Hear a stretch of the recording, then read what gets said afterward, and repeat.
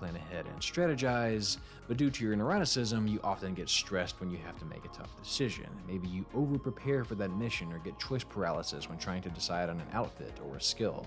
This is all my speculation, by the way. I'm just trying to give you an idea of how your personality might affect how you approach titles. Luckily though, we don't have to speculate much. There has been some remarkable work done here by one Dr. Nick Yee of Quantic Foundry.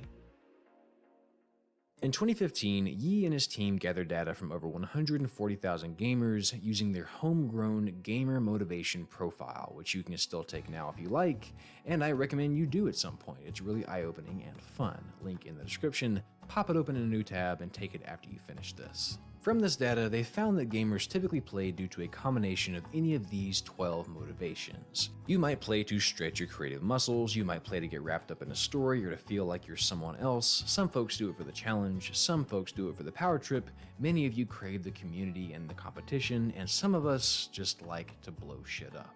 Likely though, we are all some combination of any of these. People are rarely so one-dimensional.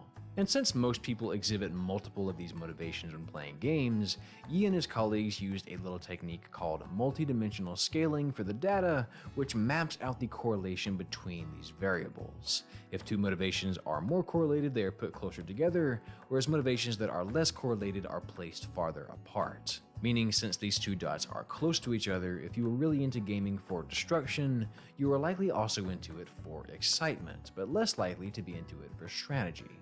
When you take a look at the full map from the data, you can get a better idea of what motivations are related. And you might see that you probably fall into one of these three clusters, or maybe even dip your toes into two of them, which is exactly what Yee and his team noticed. There were three higher level structures, three primary types of players that most motivation correlations fall under.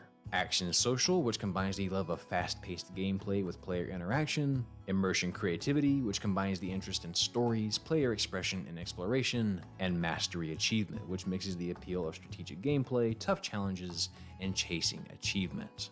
The discovery and power motivations are tricky. They don't really fit in just one cluster, and according to Yee, they sort of act as bridges between the three major groups. Meaning, if you identify with the immersion creativity cluster and the mastery achievement cluster, discovery likely really appeals to you. Now keep in mind, this is simply motivations we're talking about, not how personality affects them. But what's fascinating is that much like the big five personality traits, the gamer motivations